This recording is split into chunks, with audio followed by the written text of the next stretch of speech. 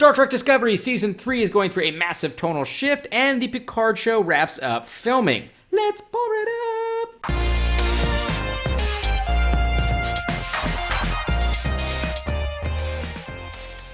Okay, so the first story that we're going to go ahead and talk about is the fact that the Picard show has wrapped principal photography. Now, this puts it at a 4-month shoot starting all the way back in May, which we do know for sure that they did start that, and they have gone through various different filming locations all around the United States, and they have finished up their photography, according to Michael Chabon's official Instagram account. Now, we also saw some photos being posted up online of, I guess, like a little goodie swag care package thing that was given out to some of the cast and crew, thanking them very nicely for being a part of the new Star Trek Picard show. And in there we saw a really cool looking Star Trek t-shirt that has obviously the Star Trek logo there, the Delta badge logo there, and then we have some of the character kind of silhouettes up at the top, and that is all overlaid and kind of mixed together with what appears to be a Borg cube in the background. So I really like that shirt. I would love to get my hands on one of those. I doubt that they're going to be going on for sale. It's probably a limited release. And then on top of that, there also seems to be a couple of cool hats and this really beautiful thank you note written by the production staff and Sir Patrick Stewart. So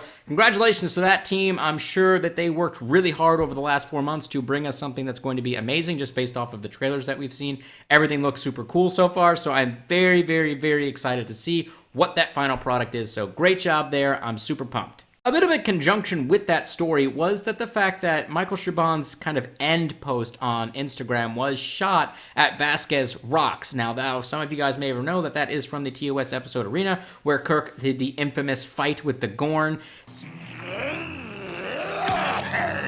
So a lot of people have been asking, are we going back to Cestus 3? Are we going to see some Gorn there? And my feeling is probably not. Either Vasquez Rocks is just going to be used as kind of like a homage filming location, or we are officially going to go back to Cestus 3 because based off of what we know from Deep Space Nine timeframes, Cestus 3 is well within the Federation's territory, so it's possible they used that planet, given its proximity to the Romulan, Klingon, and Gorn borders.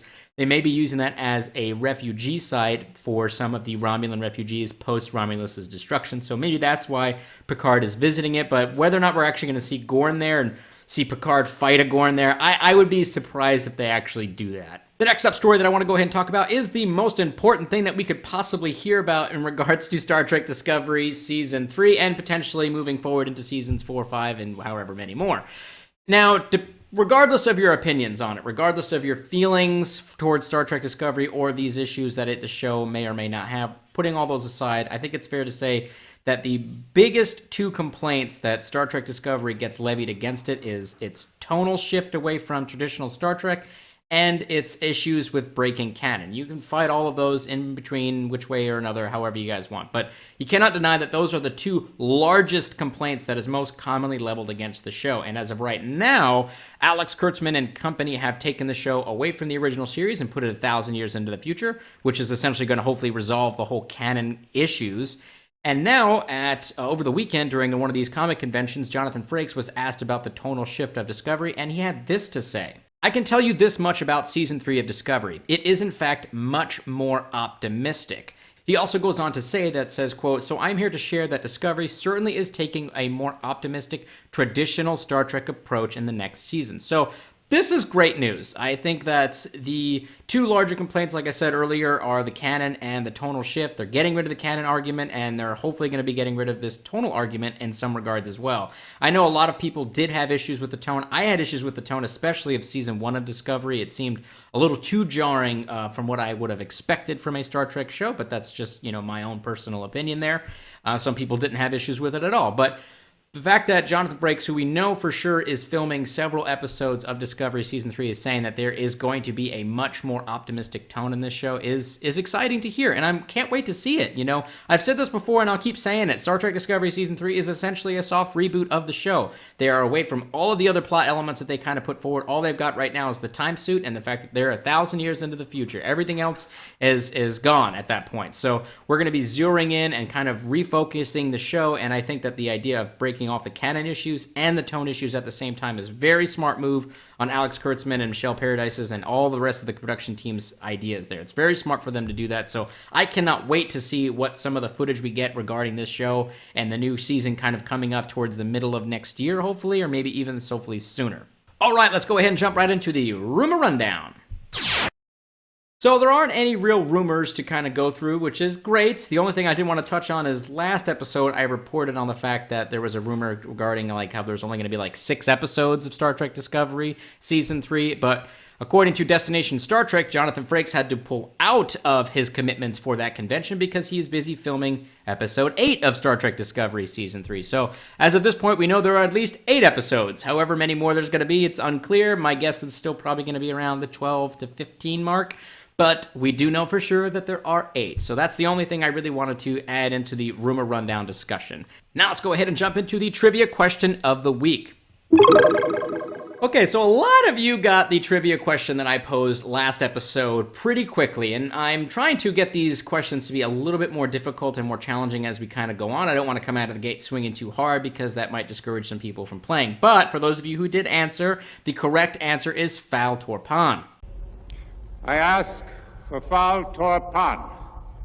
So congratulations to everyone that got that right, but go ahead and get your thinking caps strapped right back on because we have another trivia question for this week, and that is, who was the first person to be on the receiving end of the Vulcan nerve pinch? Now, that is going to be done by Spock. I'll give you a little hint. Spock is the first person to do it. Now, I'm not talking chronologically. I mean literally in the show runs of the 50 years of the franchise, not was it somebody from way back in the past of the Star Trek timelines. I mean, chronologically, based off of air dates of the franchise's show, who was the first person to be on the receiving end of the Vulcan pinch? I can't wait to see what you guys come up with. Again, I'll try to go ahead and give hearts to everyone that gets it correctly, and good luck to all of you, and I will see you guys next week for the answer for that and another trivia question. All right, now let's go ahead and jump right into the comment of the week. Okay, so this week's comment comes from user Steven Gucci, but this wasn't on a video, this was actually on a community post that I shared out in regards to the Destination Star Trek news and the fact that Jonathan Frakes will be, in fact, directing Episode 8 of Star Trek Discovery. So this was kind of a fun comment I wanted to read off to you guys, and it says, "Sorry, Ketwalski, but I have similar information as Paul Michael Vincent from mine father's brother's nephew's cousin's former roommate that I heard the rumor, that is a very, very strong rumor, that after the merger, they will have licensees that will make Star Trek 75% change from the original series. So Enterprise will have 1.5 saucer sections and 3 nacelles. Zachary Quinto and Ethan Peck will share the same role of Spock exactly 50% of the time, and Jonathan Frakes doesn't even direct Star Trek episodes, but it's actually his stunt double from TNG. Kurtzman is still super destroying Star Trek, and rumor has it that there is another rumor where Kurtzman is in cooperation with all those shit posters on YouTube, and they get together to gain from bashing Star Trek. The more you know." I just thought that was really funny. I don't really have much of a response back to that. I just wanted to share that with you guys because I kind of got a good chuckle out of that as I read it. And, it just goes to show that some of these things that these guys and gals come up with rumor-wise really just kind of takes the cake, and it just kind of gets more and more ridiculous. And I think as these shows and the franchise really starts to improve over time and people start to really like it again and there's not as much mainstream hate towards it, I feel like the desire to make up more and more ridiculous rumors to kind of pull that negativity back into the fold is going to become quite interesting and hopefully rather humorous that we can all kind of enjoy to see what other the next crazy rumors they may be coming up with. But thank you, Mr. Gucci. You made me laugh, and hopefully everybody got a good chuckle out of that too.